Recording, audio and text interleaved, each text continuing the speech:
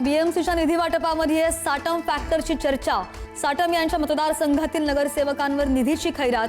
6 नगरसेवकांना 39 कोटींचा निधी। साटम यांच्या नातेवाईकाला 9 कोटींचा निधी।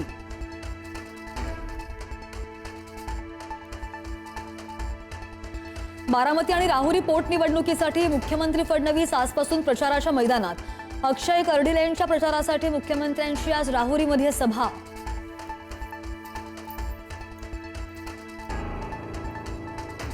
मुख्यमंत्री देवेंद्र फडणवीसांची आज पत्रकार परिषदही।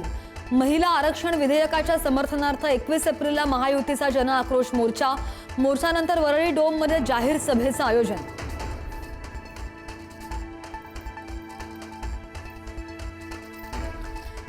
कैसा हराया फेम सहर शेखची आज पत्रकार परिषद।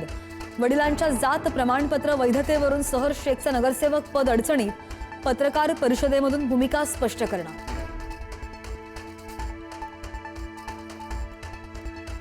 टीसीएस कंपनीतील लैंगिक शोषण प्रकरणामध्ये धक्कादायक माहिती।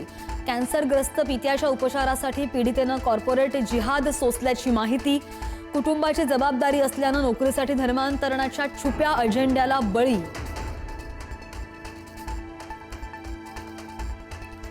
नाशिक टीसीएस प्रकरणातील आरोपी निदा खानच्या अटकपूर्व जामिनावर आज सुनावणी। आजच्या सुनावणीमध्ये अटकपूर्व जामीन अर्ज फेटाळल्यास पोलिसांना शरण येण्याची शक्यता।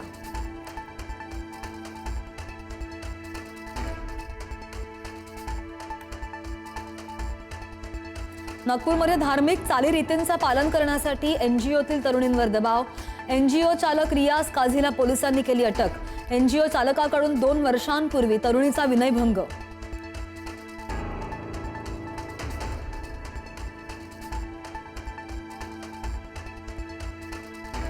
परतवाडा प्रकरणातील आरोपी अयानची चक्रावून टाकणारी लाईफस्टाईल समोर।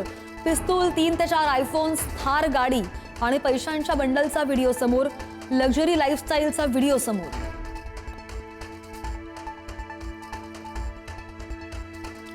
परतवाडा प्रकरणातील आरोपींच्या 5 पैकी 3 मोबाईलचा डेटा रिकव्हर करण्यामध्ये यश। अनेक गुपितं समोर येण्याची शक्यता। नागपूरच्या 15 वर्षीय पीडितेनं अमरावती पोलिसांसमोर नोंदवला जबाब।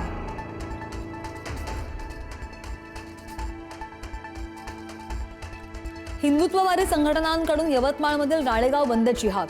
राळेगाव तालुक्यामधून 34 मुली बेपत्ता झाल्याच्या घटनांच्या निषेधासाठी बंदची हाक। मानवी तस्करीचा भाजप जिल्हाध्यक्षांचा आरोप।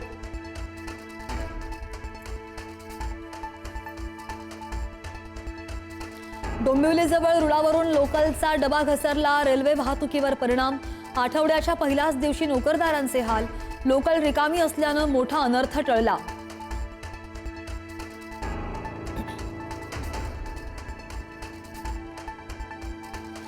पनवेल रेल्वे स्थानकातील प्लॅटफॉर्म क्रमांक 7 वरची लिफ्ट कोसळली।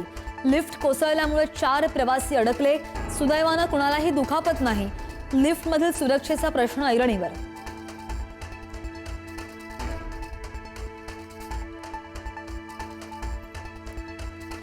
भेंडवळमधील घट मांडणीचं भाकीत। देशावर नैसर्गिक आपत्ती आणि अर्थव्यवस्था ढासळण्याचा अंदाज। तर शेवटच्या 2 महिन्यांमध्ये चांगला पाऊस, मात्र अतिवृष्टीमुळे पिकांचं नुकसान होणार।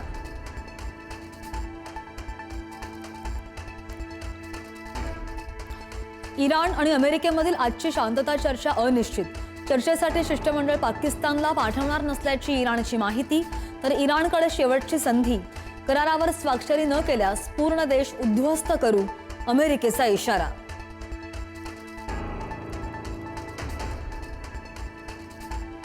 इराणचं होर्मुझ सामुद्रधुनीवर पुन्हा नियंत्रण। जहाज वाहतूक पूर्णपणे ठप्प। कच्च्या तेलाच्या दरामध्ये पुन्हा मोठी वाढ होण्याची शक्यता। जागतिक स्तरावर चिंता वाढली।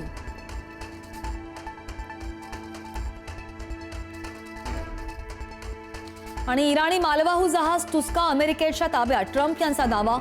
नौदल नाकेबंदीला भेदण्याचा प्रयत्न करताना ताब्यात घेतल्याची माहिती।